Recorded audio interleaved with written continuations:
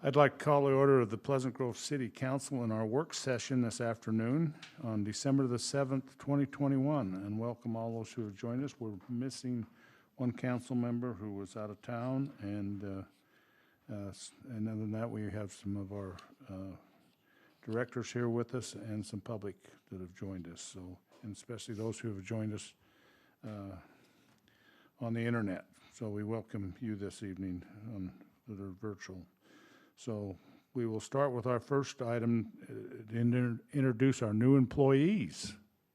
So I'm not sure I know police for sure does, and if anybody else has new employees, you can bring them out. Okay, we'll start with police, and then we'll go with Tina.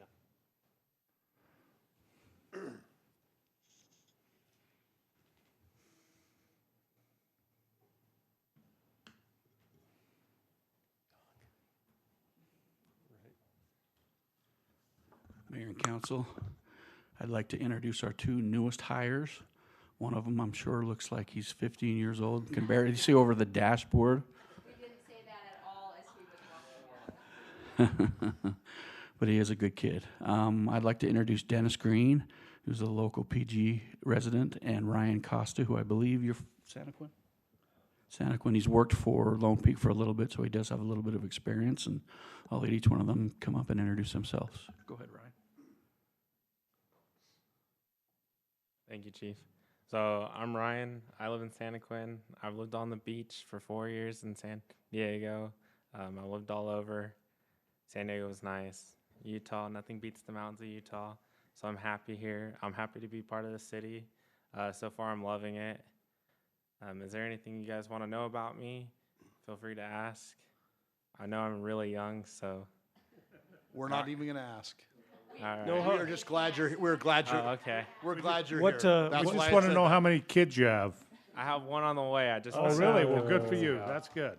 What So- beach? What beach did you live on down there? I lived on Miramar, and so I spent a lot of time on Coronado. Oh, okay, wow, that's a nice beach. Yeah. So why did you pick Pleasant Grove?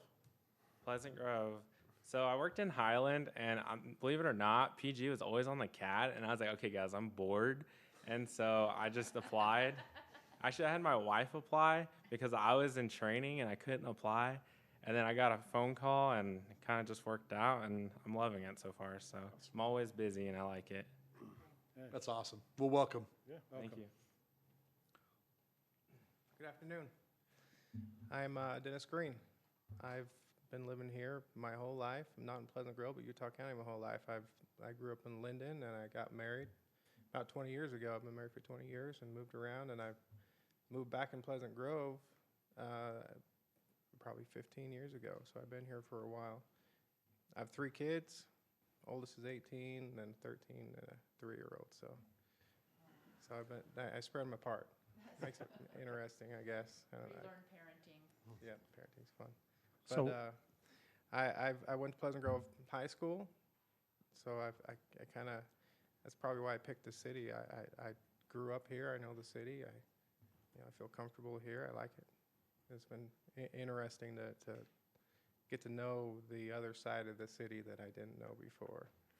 So it's been fun for sure. It's awesome. Well, welcome. Yeah, welcome. We can't ask what age you are, but we can say, what year did you graduate from PG High? Can't ask that one either. 99. Wow, good old 99. Yeah. Wait, was that the state championship football year, or was that 98? No, that was 94. Oh. 94, I don't know. Hey, we're glad to have you here in Pleasant Grove, okay? What Green family do you come from? Is this the rodeo Green family?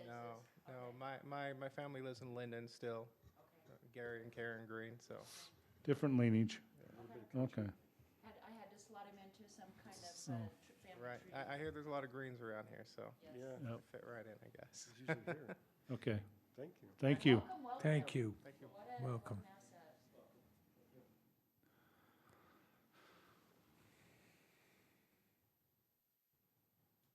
Mayor and Council, we have a new prosecutor. His name is Rob Higginson, and he's here, and I'll let him introduce himself. But he's been here for a couple months, and he's just doing a great job, and we're happy to have him. Yeah, so I'm Rob Higginson, and first of all, I want to thank everyone for the plant that was sent by the city to my mom and my family recently at the passing of my dad. That was very appreciated, so thank you. Just a little bit about me. I haven't been practicing law very long.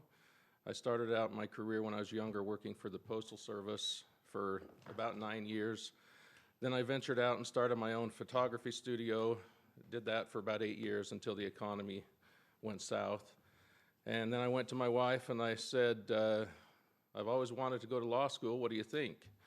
So at the age of 45-ish, I convinced my wife and my son to go to Creighton University in Omaha, Nebraska, to go to law school. And the only kind of law I ever wanted to practice was to be a prosecutor. And it's kind of cool because I'm partly living my dad's dream as well. He always wanted to go to law school but never did. And every day he asked me what I was doing. And so I'm kind of doing this for him as well. But I'm married, I have one son, he was adopted. He is wheelchair bound. His life expectancy is in his 20s. So that's something that my family's dealing with, but he's an amazing kid, and we enjoy every moment we have with him. Family's very important to me. I love being here in Pleasant Grove. It's a family community. I actually live up in Centerville and commute down here, and I told Tina why I did that, and I can share it with you just real quick. The first town I prosecuted in was in a small town in Nebraska, Sidney, Nebraska. And I learned very quickly that you can't go to any restaurants without finding people that you've been prosecuting. And so I didn't really want to prosecute in the city where I live because it does provide difficult situations at times. But I'm very happy to be here. I did apply one time before and was not selected, but I won't hold that against Tina. The timing has been exactly what it was supposed to be, and I'm very grateful to be here now. So nice to meet all of you. Thank you. Good to have you here. Glad you're here. Thank you. So did you grow up in Centerville? I grew up, most of my growing up was in Bountiful, so it's just one town. I'm a brave. I think, are you the Newton? Yes, my wife, Teresa Madsen. Oh, my heck. Here we go. Yeah. Here we go. Wow. Oh, no. She mentioned to me that you, She just mentioned? well, she mentioned it. No, that's my wife. And as Diana can attest, my wife is one of the most amazing people in the world. And your mother-in-law is Yeah. my favorite humans on the planet. And she's doing well. Oh, my gosh. Yeah, Was that composed? it was. We'll have to review our nepotism policy here. Yes. Oh, my gosh. Yeah. Wait, this is just unbelievable. Thank you, Tina. You need to spend a little more time in City Hall, and you could have gone over there and you could put 2 to 2 together. Well, I never would have, though. Yeah, I did mean to mention that because my wife did mention that she thought you were on the city council. We wonder about it sometimes. No, we were in Nebraska. Yeah, yep. Anyway, it's good to be Hey, here. thank you. Thank you very Good to much. see you in the chair in there. Yeah, good to be there. Anybody else, Scott? Okay, that will now go to item number 2 on a discussion on our planning codes.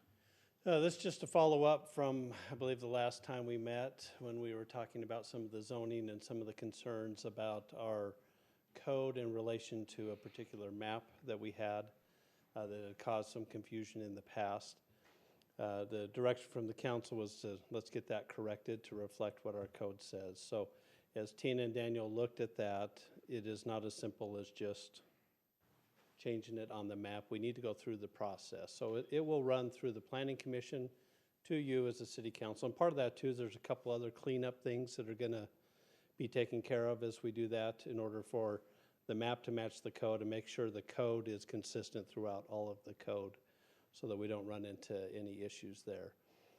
So that will start, I believe, the Planning Commission. Do they meet? They have one more meeting in December. So this could be in front of you, the first meeting in January. This will also coincide with another development that's happening in this area that I think most of you are aware of that is requesting a specific zone. But that's just, we just want to let you know that the process is taking place. And then the culminating event will be the general plan update, which we will get started in January. We should have that contract in front of you, the first meeting in January as well, so that we can get that process started. So is there any questions about what we're doing and where we're at? Yeah. So there's a possibility.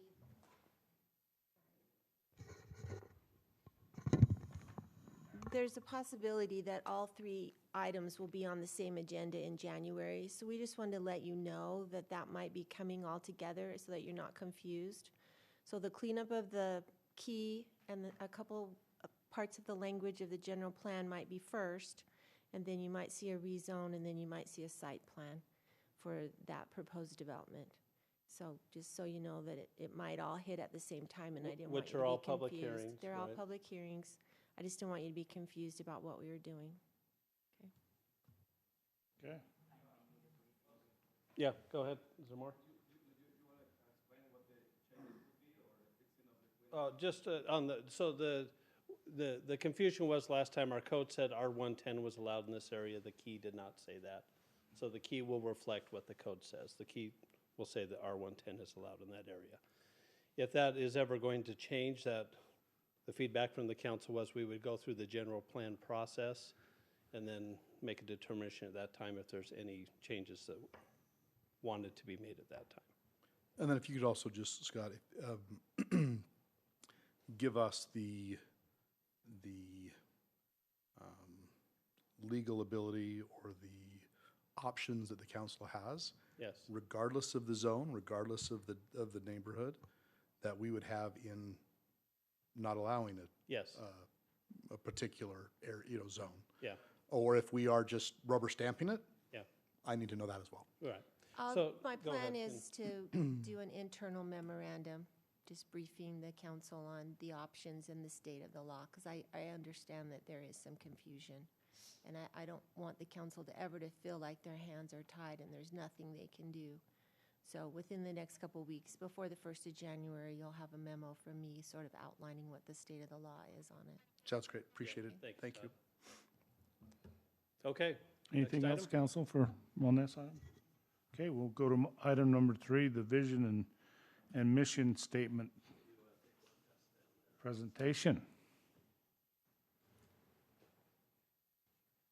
Okay, this has been a process for the city staff.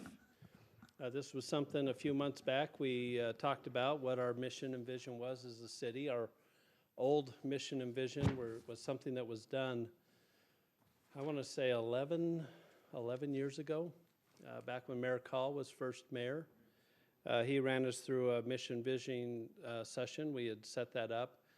And in the last few years, it's not something that we had really talked about or trained about much, and we thought, it's time that we re-engage in order to make sure our employees understand what we're trying to do, why we're here, and what we're doing.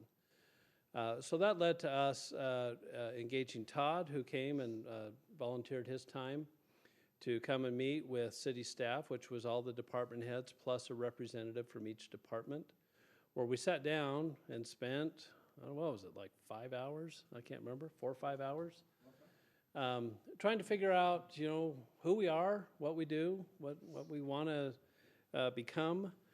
And so that got us, I would say, probably 80% of the way when we were done with that. We did bring it back to the executive staff, and we probably had 3 other sessions that were about an hour to 2 hours long as we continue to kind of wordsmith this. So what you see in front of you is pretty close to what we came up with after our original session, but we did words mean things, and we wanted to make sure that what we were saying and how we felt is reflected in these statements. So this is this is where we landed. So our mission statement of who we are, and keep in mind, this is internal to staff. This is not a citywide mission statement. This is not a community mission statement. This is a Pleasant Grove City staff organizational statement. So our mission is working together to provide exceptional services. So we had the discussion, what do we do? Well, we're a service industry, and that's what we do. We provide services. How do we do that? Well, we have different departments. We do different things, but we work together in providing these.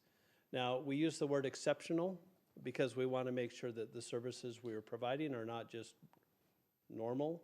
We want to be routine, thank you. That's a good word. We wanted to be exceptional. So that was where the mission statement came from. The vision statement is what we will become. We want to cultivate a safe and thriving community that gives all a sense of pride and accomplishment. So this is, this maybe does involve the community a little bit in this sense, but this is what we want. We want to make sure the people in our community feel safe. We want them to feel like it's thriving. So that's probably more of a development-related thing. The SAFE is related a lot to our public safety, but also our utilities as far as that comes from. So that when we reflect on what we will become, that we can look back with a sense of pride and accomplishment as we do these things. So our value statement, this is how we do it. This is really the core of who we are, is to make a difference by inspiring and demonstrating, so both inspiring and demonstrating 4 things: integrity, dedication, accountability, and innovation. So those were the 4 values that we settled on that we felt like meant the most to us as we're going to deliver these services. The last thing we thought is, we need a slogan or a tagline, okay? So again, this is internal to the city. This is not replacing the city of trees. This is just how we're going to be and how we're going to look at things. You probably saw we sent an email out to the employees to say we're looking for a slogan or tagline. What do you think? And we got, I want to say, probably 30 responses. And so we took those responses back with the executive staff. We kind of waded through it, and we settled on 3 that we brought back to the employees to have them vote on. So you probably saw that because I just sent it out to the general city, and your email addresses were included. And the top 2 out of that were growing together, and as one tagline. The other one was We Are PG. So the voting was very close. I think it was within 5 votes, like 46 to 41 or something like that. Is that pretty close, Kyler? So growing together just barely came out ahead of We Are PG. The third option was growing up together. What was the other one? Growing What's that? pains? A place to There's a grow. sitcom called that, Growing Pains. So that one didn't get as many votes. And so as we looked at this, we wanted to make sure employees had some buy-in to this thing. We just didn't want to dictate it from the executive staff down to the employees. So the growing together was what got most votes, and so that's what we feel like we need to go with. So what we're going to do at this point now is we want to have an unveiling. We want to do this in a celebratory way. We're going to figure out exactly what this looks like. And we want to create an event where we're going to hand out maybe some T-shirts and hats with our slogan on it so that this is who we can become. So growing together, if this is who we are, we want to be proud, and we want to be vocal about what that means and who we are. So that's, when you see the follow-up items, that's one of our follow-up items is to have this employee kickoff. But the follow-up to that is that we'll be meeting, when I say we, me, and maybe others will be meeting with the individual departments to review the mission, vision, and values and the slogan, to get more specific about what these things mean, help employees understand and get some of their feedback in regards to this. And then eventually, and we'll want to move on this fairly quickly, is we want to create goals from each department that is going to help us accomplish our mission and vision. So that's going to be sitting down and saying, okay, if we're going to deliver exceptional services, you know, police department, fire department, public works, what does exceptional services look like to you? And what are some benchmarks that we can track to see if we're providing exceptional services? So that will be the next step, so that we have some measurables to reflect on year after year as to the progress of what we're doing. And we'll let the departments figure out what those mechanisms are, but that will be a step that we will do. And then we will have specific trainings with the employees on the values. And so we'll sit down with the employees and we'll talk about integrity, what the word means, how that's hopefully reflects on how we act as we're dealing with customers, as we're dealing with other employees, as we're dealing with the public, with our elected officials. And we'll talk about dedication, we'll talk about accountability, and we'll talk about innovation. And then one of the other steps is that we'll create posters that we can have that are visible in the different departments, and even maybe 8.5 by 11s for those that have desks, and have it on their desk, so that this is in front of them at all times, so that they can look at that and reflect on that. So the follow-up items are going to take a month or two for us to get all fully rolled out, but that's our intention of what we're trying to do. Yes? You're fine. So is this replacing Proud, or is it growing together with Proud? Well, so Proud was always just customer service focused. Well, I know, but it sounds like you have something that would But in a encompass all of sense, this. I think, yes, this would be something that would kind of, we don't want to go away from Proud with the sense that we're focused on customer service, which when Proud was rolled out, I think Sid been a was the only long- one on the council when we started that. In fact, she was the one that was one of the big instigators of that. And that was really made a big difference in how we provided service as Well, it just sounds like to me you have, right, this encompasses that, so. Yeah. I just didn't want the employees to get confused, which, you have two sets of growing together things here, right? Yeah. So are we, and it's been over 10 years, so, right? Yeah, Proud was put in probably 10 years ago, a little, maybe 9.5 years ago. Yeah. I mean, it's right after Sid was elected the first time. I think is when we initially talked about that. Well, like I said, if you're gonna do posters and all that, similar thing then, right? Get it out. Yeah. Yeah, absolutely. Just Yeah, go ahead, great Todd. work, Scott. I think this is great. I love the create measurable department goals. I think that's really where the action happens, right? That's how we get it done. Today I was actually talking to an executive at Google, and we were talking about the culture of excellence and what that means. And he's working on growth strategies for his employees and what that means and how he does that. And he mentions this culture of excellence. And we've kind of talked about an eye of excellence, eye of excellence, right? yep. We've kind of talked about, and I would love it if we could incorporate somewhere in that what excellence looks like. Yeah.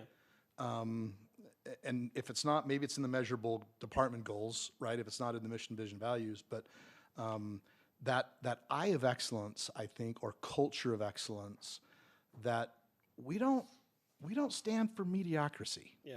Right? That's for other cities, right? Yeah. Our city is, we only live above the line. Yeah. And I think if we manage to that or motion to that, or I think it would be helpful. And maybe that's just in the measurable goals. We'll just let you we'll let you take that. But I would love it if we could really create a culture of excellence, that when we all look at something, we all say, that's either excellence or it's not excellence. Yeah, and I think because we had that discussion, and the word we chose ended up being exceptional. So that was on our mission statement, to provide exceptional services that we wanted. I guess in some ways we probably saw that synonymous with excellence. Yeah, could be. But but the measurables are really where it's going to be. Yep. To say, okay, what's our benchmark? How are we doing this? And then really, are we going to get better at what we do? Yeah, we could definitely take exceptional and say, is that exceptional? So I think that's great. So good work. Any other questions on that? Council? So so you're gonna, are we gonna have, are we gonna hear when you guys create your benchmarks and this timeline of? Yeah, I mean, yeah, we can share those with you so that you can see what we're measuring and kind of what we're aiming for. And I think that maybe in the retreat, which I don't know why we call it that, but, and maybe that's could be part of their presentation, part of our meeting. Yeah, Very good. yeah, What they are intending, yeah, what their goals are for the year. yeah. No, I like that. That should give us enough time, I hope, as the department, I mean, they're essentially on notice when we talked about this today. We are in our department head retreat that we have before we do the larger one, which we will do probably about the second week of January. We'll really be deep diving on this stuff with the intention then of, having those goals ready for you guys so you can take a look at what we want to do, what we're measuring. Having come from an institution that used measurable department goals, that was the most difficult part. Yeah, I was a department chair, and 23 years went by, and we were still struggling on trying to hit those areas. yeah, Because you have a change in staff, you have people who yeah. come and go, and you always have those who say, "Hey, that's really great. It sounds good on paper, but I'm not going to do it." And so that's where it comes down to the directors to be able to really have those measurable goals, and you're required to constantly have that in front of you on a weekly or monthly basis. Yeah, in my experience in doing these types of things, the goals need to be things that we can control. There are certain aspects in city government of things that we don't control. Exactly. But there are numerous things that we can say, we want to get better at this. And really, here's the baseline, and here's our goals to get better. But any goal is only as good as the follow-up. Yes. And like you're saying, just keeping it in front of you so that it's something, we've had fits and starts with some of this stuff in the past and just haven't really been able to get the traction that we really wanted. So for me as the manager, my hope is that this now is the mechanism for us to get some traction with some of the benchmarking and really trying to figure out what we're doing and how we're going to get better at it. Looks good. Anything else, council? Thanks, Scott. I guess our next item was some staff business. Yeah. Have you got anything else, Scott, you want to? Let's do staff business, and then let's go through the agenda. Okay. And then I'll kind of earmark in the agenda what we'll get in front of you during work session. We do have 4 public hearings, so that stuff will just wait until, because we'll have to present it twice at that point. Yeah. But the things that aren't public hearings, we can get in front of you in the work Let's session. do that now. Okay, should we get with that now? Yeah. We don't want you to have to get up again. Well, I just, when we can do some of this in work session, by the time we get in the open session, we can just, ask you if there's any questions, and if not, then we can just get right to the action part of it. But public hearings, we can't do that because we need to make sure that the public has full presentation before they speak. So let me get Marty up here for items 10A, B, C, D, E. We'll let Marty take over the first 5 items and give you the background on those. Marty, I looked at that from the schedule that was sent to us, and I also looked about how long War and Peace is. And it's exactly 600 pages short of War and Peace.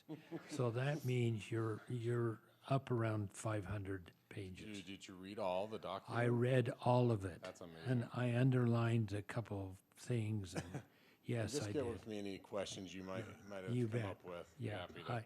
I'd like to meet with you for 2 weeks. We'll work that into that schedule. Straight. Yeah, there's a lot on the agenda. We had a new, well, this is like in the last 3 years, the stormwater group that is managed by the EPA. Essentially, we have, as an MS4 community, have to meet the requirements that they kind of give to us. And so they gave us a new requirement that we had to have an updated stormwater management program.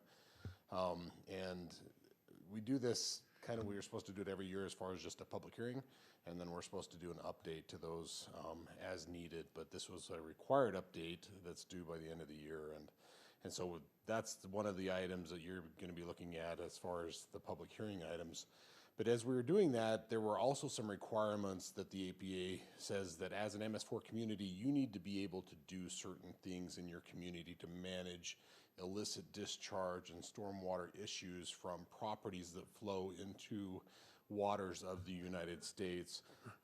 And we have to get it through our system, and then we have points of discharge that we have to monitor where it drops into canals and things that go out to Utah Lake. And essentially what we found is we have a good stormwater technical manual that addresses a lot of these things, but we didn't have a lot of that stuff in our ordinance. And so the first item that we're looking at tonight is an update to our ordinance to incorporate things that are required by our permit to give us the authority essentially to be able to manage if somebody is foreseeing some stream of water flowing off of their property that's green or something of that nature, and we're saying, hey, this could be an issue, then we have to have the right and authority to be able to enter and try to determine where that's coming from and the potential source of that contamination. And so what a lot of the updates are to the ordinance are just giving us those things that are required by the permit. Again, a lot of them were already part of the stormwater technical manual, but working with Tina, she felt that we needed to get those as part of the ordinance to really give us the teeth in that area. So we also added a land disturbance permit process, whereas if you're disturbing more than an acre, you do have to come in and get a permit for that.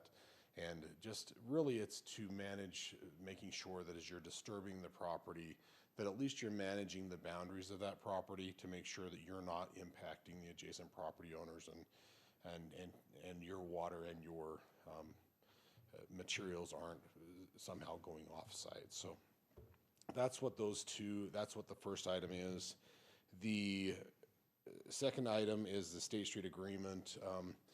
We had an agreement a couple of years ago, and the state never followed through on getting it done. And they're now looking to do State Street widening from 220 South to 5th East and American Fork in 2023. So it's not this next. So it's from 220 South at the bridge essentially to 500 East and American Fork, widening everything to 7 lanes. And so as part of that, we have an agreement that from North County Boulevard approximately back to 1300 West, that their stormwater, they're creating more stormwater by widening the road. So this is an agreement that we would take their stormwater and essentially we do have the capacity. We've checked it with our models. We have the ability to take that water. It will require some slight increases in our detention volumes. And so there's a value to that, which we tried to establish with them. The amount that we came up with was $305,000 of impact. And so this agreement is for them to pay us $305,000 so that we would take their stormwater undetained at 1300 West. The agreement for Rocky Mountain Power, there's 2 agreements for Rocky Mountain Power, both dealing with the new pump station out of the Manila Pond. The first one is the agreement to provide the power. The second one is the agreement to, we have to extend through an easement to get over to where the pump station will be constructed. So from 900 West on through 3300 North, just along the park, through the park there, we have to provide an easement so they can install a new transformer to provide power to the new pump station. So that's those next 2 items. One again is for the agreement for the power. The other is for the easement to get there. And then the last item is we have a small little overflow ditch that we've had issues with in the past and caused some flooding up on the Monson tank site. And this pipe is intended to try to help solve that problem to where we can overflow into a ditch rather than into somebody's property that is now getting a house built on it, so we need to get it done. So this is the award of that. The project the bidding went very well. We were surprised where it came in. We bid it intentionally at this time where it's winter work, it's off-site, it's low impact, and it can keep a contractor busy. And I think the bids showed that. I can't remember the exact percentage, but we were a bit under. I think we were supposed to be at 50,000 with the engineer's estimate. We ended up at 44,000. So at this time, to be under any estimate is pretty good. It's really tough to estimate, but we got a great price on that. So we recommend the award of that one. So those are those items. Any questions? Brent? Questions, council? No. Thanks, Marty. All right, thank you. Okay, next up will be Dion.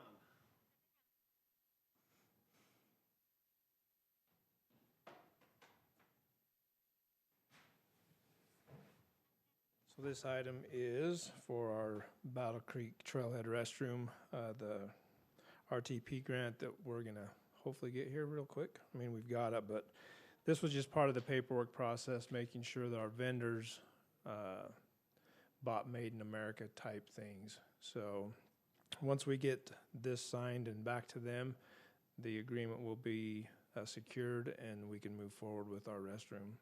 So we have had one initial meeting with engineers to start planning the sewer, and we've contacted CXT, and we'll be ordering that building the 1st of January. So it'll be here on time. So what size of sewer line, Marty, are we gonna run? We gonna run an 8-inch up there or just a 4-inch? Oh, okay. Well, you got enough slope there to make it just. Yeah. Okay. So what? 220, 221, whatever it takes. So, Hey, Deanna, is this similar to what's at the pickleball courts, the type of restrooms? That It what you- is. It's the same manufacturer. We're gonna go with that's called an Arapahoe. We're gonna go with the Denali. It has a little steeper pitch. Looks more. I don't know. It will look better at the mouth of the canyon. So, but it's only a 2-stall restroom, so not the 4. okay. Scott.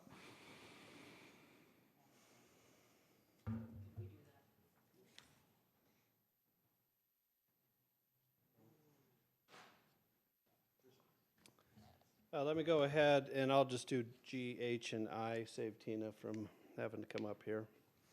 She can let me know if I get it wrong. Item G is the state of Utah, and I believe the counties were involved in suing opioid manufacturers. And there is a settlement that has been negotiated. So the state of Utah will be receiving some money as well as the counties. There is a chance that some of this could trickle down to cities. And so in order for us to claim that, then we have to do this resolution before the end of the year. So that if money does become available, that we will be able to obtain it. So how much and exactly how we're going to get it, we don't know those answers yet, other than we just need to tell them we're interested, which is what this does today. So if we do receive monies, they will be earmarked. They will be need to be focused on opioid or addictions and things like that. It's not going to be general fund money. There'll be some guardrails to it, but we figured that if that money's available, we'd like to do what we can with that. So that's what item G is. Any questions on that? It's pretty straightforward. Item H is just our meeting schedule for 2022. So here we are. Typical meetings, first and third Tuesdays for City Council. Usually the only time we deviate from that is in the month of April because of spring break and because of the Utah League of Seasoned Towns Conference. So we'll probably, I think we have it set up that we'll meet the second Tuesday and probably just have one meeting in April.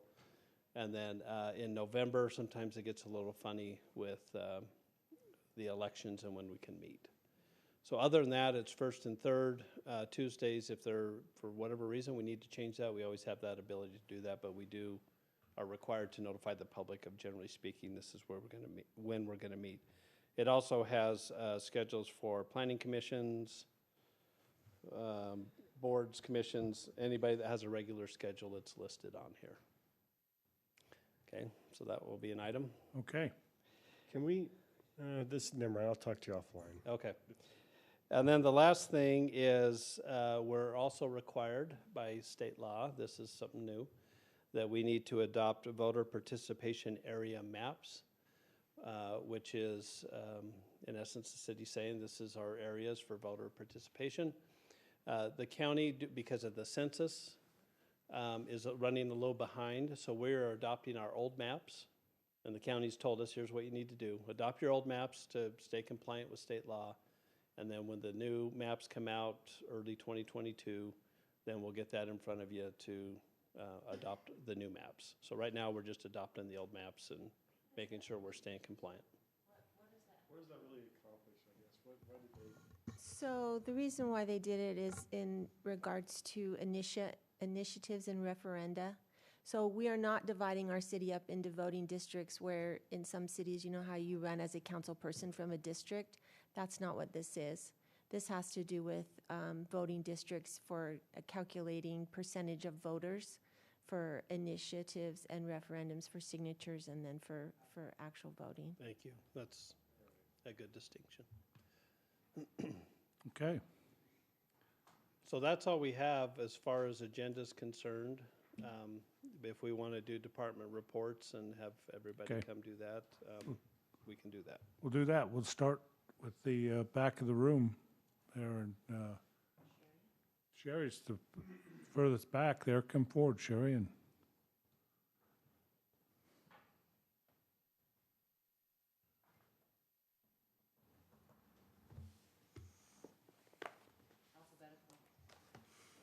And for the others, if you don't have anything, you just have to say, nothing to report, Mayor. And I'll put a check mark down by your name. So anyways. Not ahead. not an option for me, though. Put a star on it, Sherry. Well, we're doing a written report this week too, so I won't go into detail about the events, but we have events going on pretty much every night this week. And PG Players is going right now with Best Christmas Pageant Ever. Tickets on Friday. Would invite council members to buy their tickets. Yeah, they're almost They're- sold they're- out. yeah, you got to go fast. So yeah, you may not get tickets. We're Friday? I'm not sure. I just bought tickets, I think, this morning I'm for Friday. guessing Saturday is the last day. Saturday's the last day. I can double check. Usually they go through Monday, but this one's a little different, so I'm not sure. And we are, if all goes according to plan, we'll be starting the fine-free stuff tomorrow.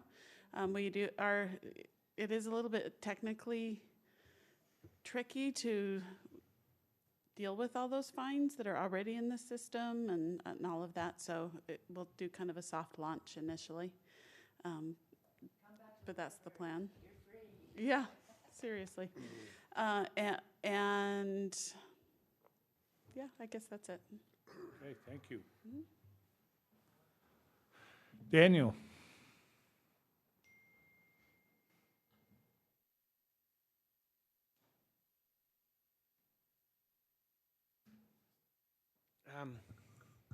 Our city planner is moving to Virginia, so she gave us her 2-week notice. But no worries, I'll be here. I'll stay around. I'll stick around. So we posted the position, so we're looking for a city planner right now. So usually in December we're semi-busy, so it's pretty much the best time to do it. So yeah, we're in the lookout. So if you guys know any good planners, send them over. Can you tell us why she left? Pardon? Why did we lose? Her husband, he was going to BYU, and he graduated, and he got a job in Virginia. So now she's moving to Virginia. That's a good reason. That's a good reason. I'll take that one. Yeah. Yeah.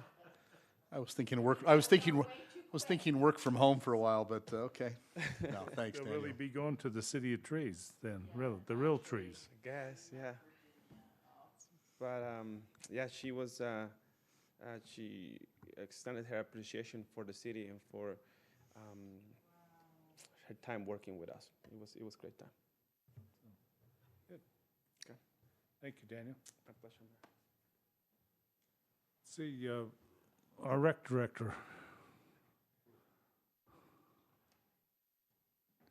That would be Tyler.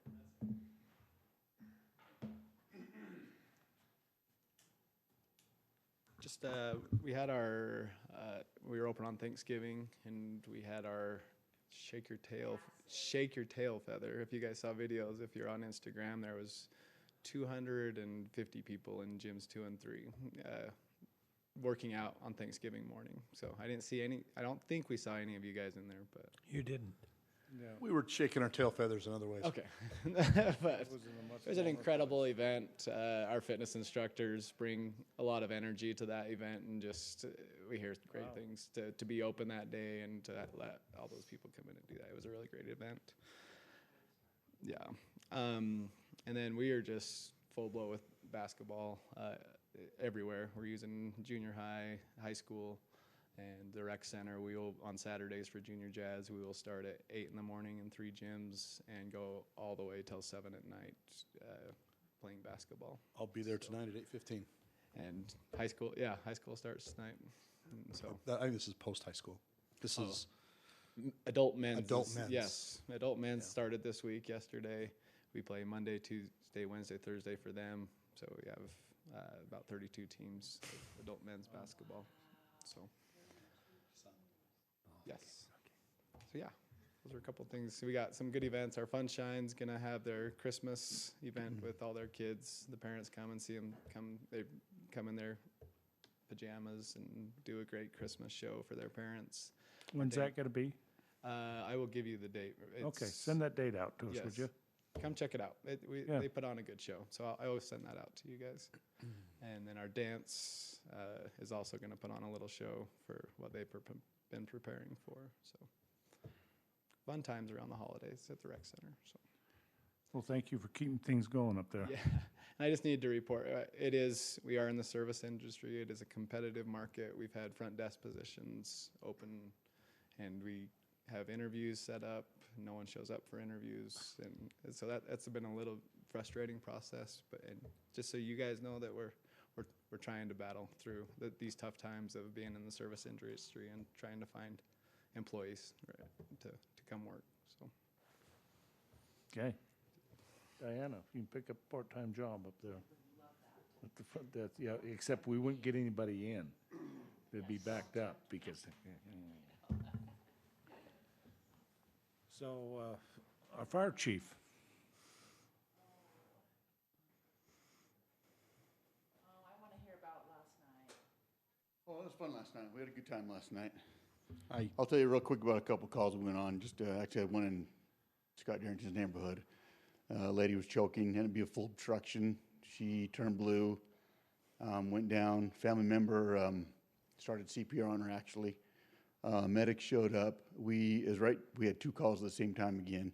So our ambulance showed up, and the American Fork engine from 52 backed him up, which was nice. But they got there and they were able to dislodge it. And by the time they took her in the hospital, she was fine. You know, as they left the house.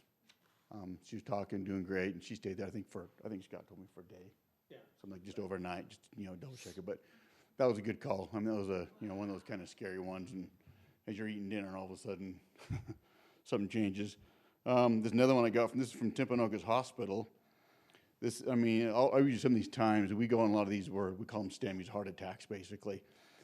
We are getting a lot of, not to say a lot more of these, but Timpanogos keep track of these for us, and we have a little board up there on time frames on when we get the call, when we get the EKG sent to the hospital. We talk to the doctor, we tell them what we have, and they've been really good about listening to the medics and explain to them what they have, and they start the cath lab. They get the guys coming, the docs coming, and so the process speeds it up extremely fast.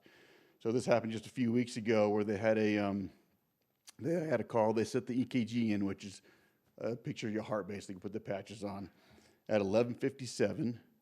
And they called the hospital, so that's 13:57, sorry. And then 14:02, they called the hospital. They started the cath lab. got the doctors coming, got the nurses going. They arrived at the hospital at 14:11. The patient was in the cath lab at 20 minutes at 14:20, and by 14:50, so that's less than an hour, almost less than 50 minutes, that patient had 2 full occlusions, full heart blockages in his heart that they opened up. So it's really good. The guys are really good about, reading, catching those on the 12 leads and getting those to the hospital and saving them. They do a real good job. So it's we have a little competition. I don't say competition because you don't want to say that, but they have a board up there at the Timpanogos Hospital, and we had a few more than they had there for the past little while, just for our time frame, getting them, calling them, getting the cath lab started. So the hospital's been really good to work with. Listen to our medics, listen to what they have, the patients. So it's been actually really good. So we've been excited about that, and the hospital's been real good to work with. Last night we had that dinner. I know Dan was talking. We had the dinner. I had Sonny and Reno Mahe started a program about 1.5 years ago for Mental Health for Heroes. They had I think a young daughter that was hung up in some blinds and passed away. So they started a program. It's called Healthier for You. So I had Healthier for You come down last night with, we had about 32 people, I think, last night. Had all the fire guys come down that could make it with their wives.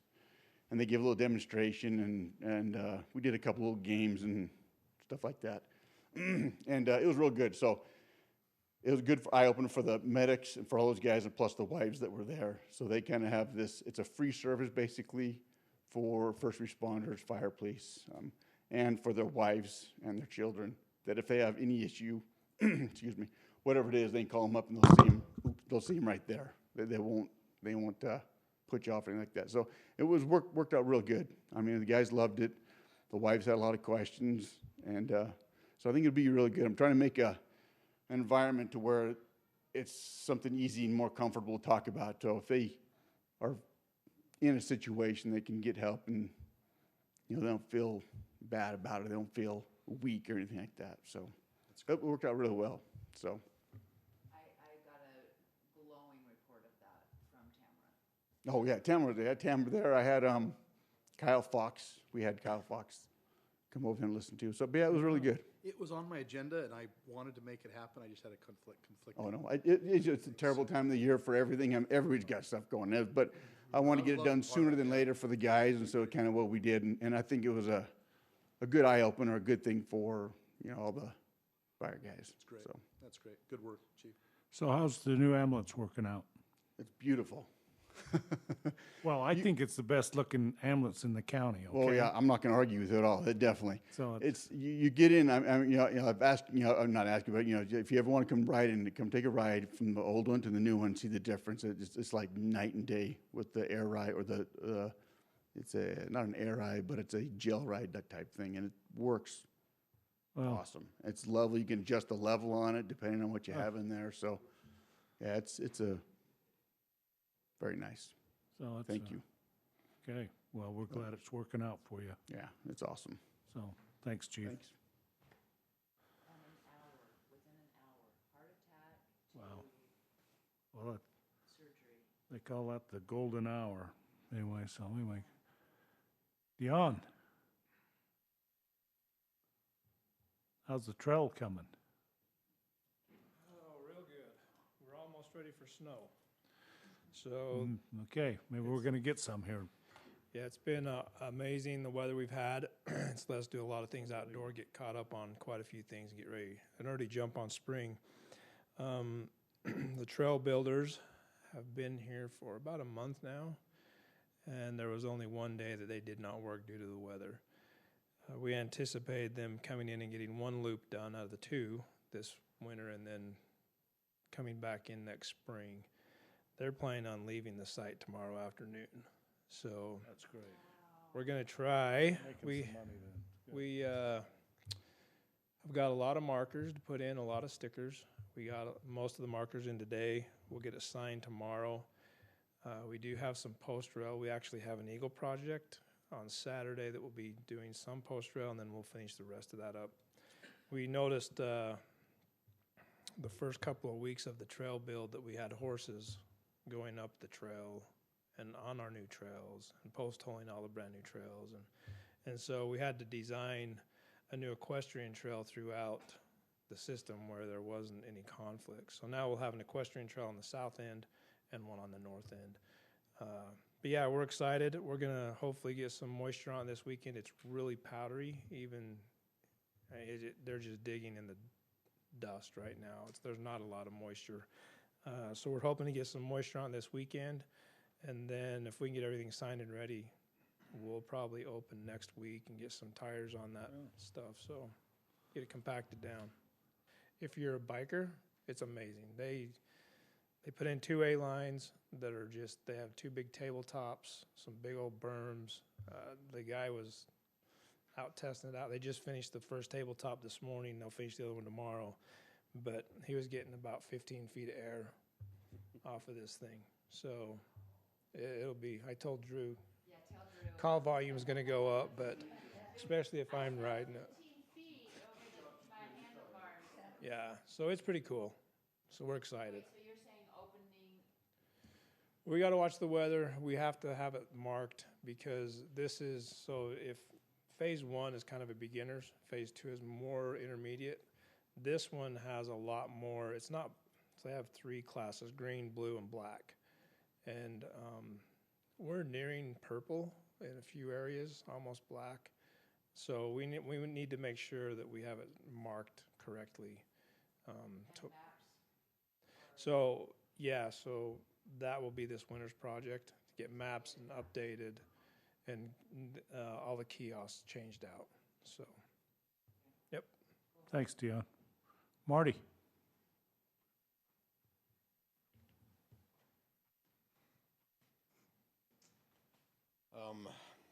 Utopia's going strong. They're going really strong. In fact, we're trying to keep up with them, and they've got, I think this last couple days they've had 12 crews going, which is beyond hard to keep up with. So we're meeting with them and trying to discuss how to keep that moving, but at the same time, make it manageable. We're having a tough time with our water department. It's blue staking and keeping track of that, as well as all the inspections and potholes and everything going on. So, but progress is being made. Lots of line is going in every day, and hopefully the end is a year in sight. So we received notification just before Thanksgiving about some of the Safe Routes to School funding. They awarded half of what the projects were essentially. So we asked, for example, on Grove Crest Elementary, it's a $103,000 project that we estimated. We asked them for $90,000 and we were awarded $60,000. So we have a little bit of a gap to cover. On the Valley View Elementary one that is down on Locust Avenue and Orchard Drive, they also awarded us $60,000. That one was an amount of about $115,000 project. So we're going to be working to try to figure out what that means and some timelines as far as when we need to make a decision of whether or not we're going to accept the funding or reject that. So we'll have to talk more about that. But You can't put them together and make one project work. they will not let us do that. Their award of that was very specific to, this is the money that we would like to offer to you. If you're willing to take it, then we're willing to give you that money. And so we need to make a decision of whether or not we want to cover that gap on those projects and get those done, or whether or not we want to turn that away. So it's about 50% of the funding on both of them of what's needed. So $60,000, $120,000. It's not a small dollar, but it does mean that we need to come to the table with more to be able to get those projects done. So, Well, let us know. We'll have to see if we can find some money. yeah, we'll go through that. We're trying to figure out some deadlines of when they need to know by so that we can get it in front of you and have that discussion. So, Okay. but I think that's it. Thank you. All right. Well, Denise, do you have anything for us? Tell us about the audit. The audit is actually done. Our report notes that we were done on November 22nd, so that's the earliest I've had it done since I've been here, so that's good. I actually did post it out on the state auditor's website, and I'll get it up on the GFOA, which is the Government Finance Officers Association, and then after I do that, then I'll put it on the city website.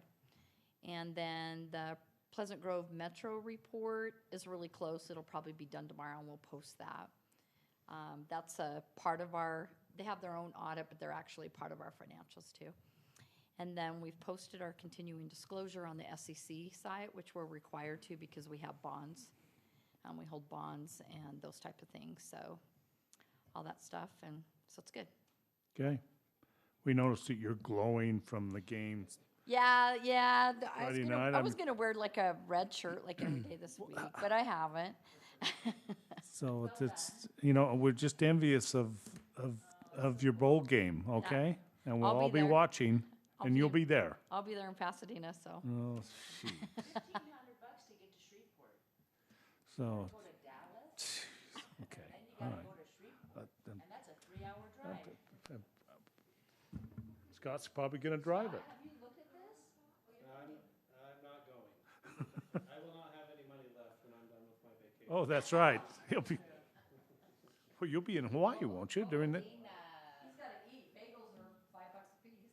Ramen, you can pack your bag with ramen. Problem is I'm bringing kids and they eat too. I know, ramen, that's what I'm saying. Pack your bag with ramen. You're a great parent.